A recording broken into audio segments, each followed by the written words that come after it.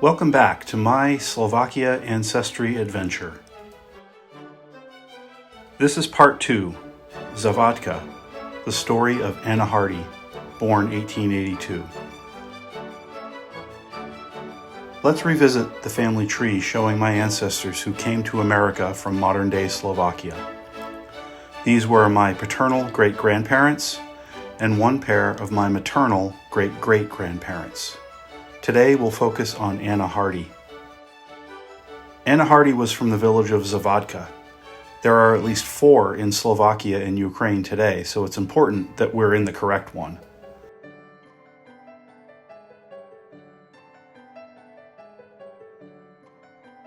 We drive up the steep road leading us through the forest to the sign welcoming us. At the foot of the village is this chapel dedicated to Mary, the Mother of God.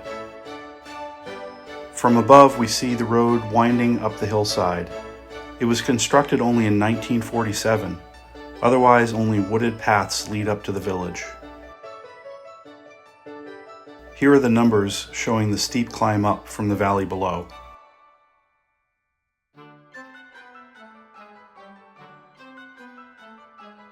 Závadka is in some ways the opposite of Spišská Teplica.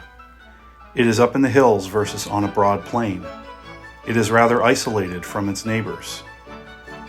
And it's a small village.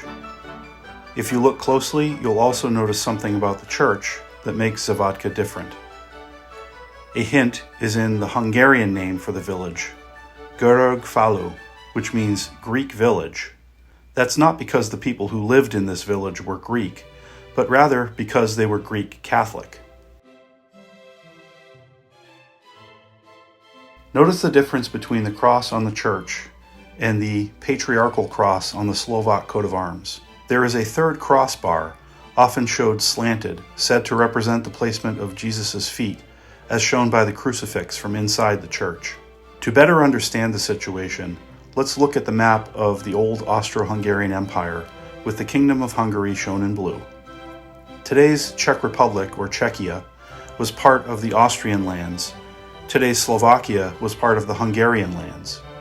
In addition, you see the blue patch to the right of Slovakia. So what is this? This map represents the components of the original Czechoslovakia, formed at the end of the First World War, officially around 1920. We can see the Czech lands came from the Austrian areas of Bohemia and Moravia Silesia. The Slovak lands were previously called Upper Hungary. The easternmost piece is known as Subcarpathian Rus. It was and is largely occupied by a group of people called the Rusins, not the Russians. The Rusins are a Slavic people with distinct language and social customs. The Rusins originated in the Subcarpathian Rus area, but they also expanded and settled into territories that are today part of Romania, Hungary, Poland, and Slovakia. After World War II, the Subcarpathian Rus area was annexed to Ukraine, where it remains. The arrow points to Závadka, where we're visiting today. Another characteristic of Rusins is that they typically affiliate to Eastern churches. Most people are familiar with the Protestant Reformation of the 1500s, where Martin Luther kindled a division of the Catholic Church. But nearly 500 years before that was the Great Schism, which created the Eastern Orthodox churches. Starting in the 1400s, some people of the Orthodox churches decided to come back into communion with the Pope in Rome, but still retain the Eastern rites. These include theological and liturgical differences, but they are mostly visually apparent inside the church. The earliest existing village record is from 1352. The Rusins started to populate the village in the 1500s. They did mainly sheep herding for making cheese, farming, and copper mining. The Church of the Archangel Michael does not look too different on the outside from the last one we saw. The tower is from 1775, but the rest of the church was rebuilt in the 20th century. Variations of the Russian cross, as it is known, are seen on the doors into the church. Here we see a big visual difference from the Roman Catholic Church, with the iconostasis, as well as icons painted on the ceiling.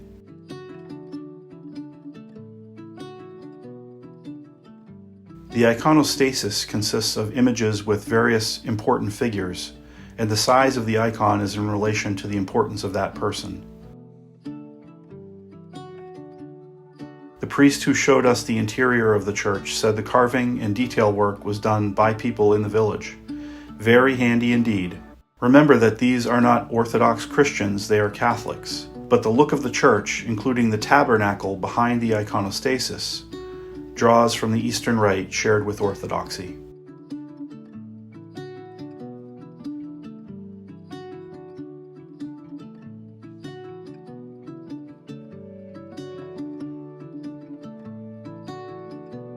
This sweeping panorama shows the village lying on a tilted plateau on a relatively isolated hilltop. The name Závadka seems to be related to words meaning interfere or get in the way. A glitch, implying that something went wrong, which resulted in a decision to stay put. The story from a person we passed on the street, speaking to my guide Michal, said one of the legends is that travelers looking for a new place to settle got a wagon wheel stuck in a well. If you can't get your wagon unstuck, build a village around it. Well, anyway, that's one story. Another point is that by the time the Rusins were settling in the area, these hilly areas were the best they had to choose from. This is a small village of only 611 people, according to the 2022 data. The dramatic change in population between 1880 to 1910 tells quite a story. Declining in number by more than 1/3 in that 30-year period, there was clearly a rush for people to get their wagon wheels unstuck. But look around at the beautiful forest, meadows, and pastures. This seems to be rather idyllic. Why did so many leave? There's a case to be made for several contributions. With the establishment of the dual monarchy of Austria-Hungary in 1867, there began a period of Magyarization in the Kingdom of Hungary. For example, schools were limited to teaching only in the Hungarian language. A loss of language, customs, and traditions for Slovaks and Rusins alike might have influenced the decision.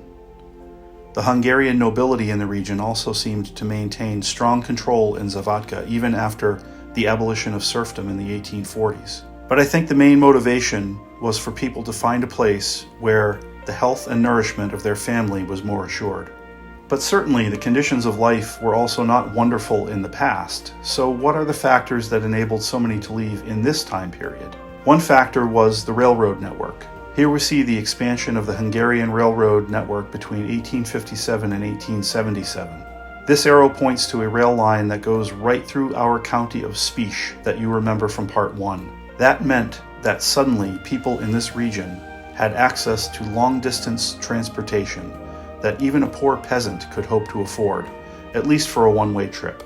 A second factor is steamship capacity. Steamships had rapidly prevailed over sailing vessels, such that by 1890 there were more than a dozen companies running more than 80 vessels on a regular route across the Atlantic. Okay, people could use the railroads to get to the seaports, then steamships to get somewhere. But where do they want to go? The overwhelming answer was the United States. The American Industrial Revolution was underway, and word on the dirt footpaths was that there were jobs to be had. How did I come to know that this is the village where my great-grandmother, Anna Hardy, came from? This again comes down to reviewing any available documentation from the period. In a sense, we'll start with the end, that is, her obituary. Of particular importance is a reference to her two brothers, George Hardy of Farrell, Pennsylvania, and John Hardy of Youngstown, Ohio, at the time of her death in 1946. I've had limited success finding arrival records for my immigrating ancestors, but I do find records for George Hardy in 1898 and John Hardy in 1905, both arriving in New York from Bremen, Germany. They both specify that they are from Závadka in Hungary. A World War I draft registration card for John shows his birthday. A World War II draft registration card for George shows his birthday and references for Závadka in Austria. Note, at the time, it was not uncommon in the U.S. records for anywhere within the Austro-Hungarian Empire to be indicated as Austria. A death record for George shows his parents' names, Father George Hardy, Mother Helen Kubaiko. These pieces from Anna's siblings all help so greatly because it turns out that Anna Hardy's death certificate does not show her correct birthday or other detailed family information. In this situation, it is vital to use the secondary network of her family relations to zero in on the answer. A review of online baptism records from Závadka reveals Anna, George, John, as well as other siblings who predeceased Anna, all with the same parents, consistent with those listed on Brother George's death certificate. Relating this to documentation from the Old Country, land books from 1857 and 1863, not too long before Anna's birth, show one branch of the Hardy family living in house number 104, which is consistent with the baptism records. Unfortunately, the only maps remaining of Závadka from the 1860s don't show the house plots, rather only the village's agricultural land holdings. These lines running at a slight angle on the paper is a delineation showing which member of the noble family benefited from that section of land. These noble family members were also listed in the land books. These were primarily members of the Mariasi family, the noble family that controlled this village from its earliest times. Here we come to the chapel at the edge of the village lands, dedicated to St. John the Baptist. It was built in about 1834 and affords a beautiful panoramic view toward the north. Steve Ruman and Anna Hardy both indicated 1902 as the year of their immigration to America. It's unclear if they knew each other before they came. I think it rather unlikely, though not impossible, due to the distance between their villages and having little else in common. In any case, there are some important records from the United States after they came. They were married in 1904. Steve's last name is written as Ruman, as we'd expect. With the birth of their first child in 1905, a daughter named Mary, the last name was listed as Roman. I think this great vowel shift happened as a matter of course in documentation being filled out by someone who perhaps didn't have an ear for the Eastern European accent. In fact, their family would use a mix of Rumen versus Roman spelling even amongst the children of Steve and Anna. I should also mention that Mary was to become my paternal grandmother. At the time of my grandma Mary's birth, they lived in the Port Royal Fitzhenry area of Pennsylvania, along the Youghiogheny River in Westmoreland County. According to interviews conducted by one of my cousins for a school report in the 1990s, my grandma mentioned that her family moved around Pennsylvania a lot, living in Fitzhenry, Banning, Hannastown, Marguerite, and eventually settling in Greensburg. It was also said that Steve Ruman had sold shoes as a young man in the Old Country. Let's wrap up this session with some pictures of some of the remaining older houses in the village. One more look at the chapel dedicated to John the Baptist, and some of the endless fields of beautiful local wildflowers.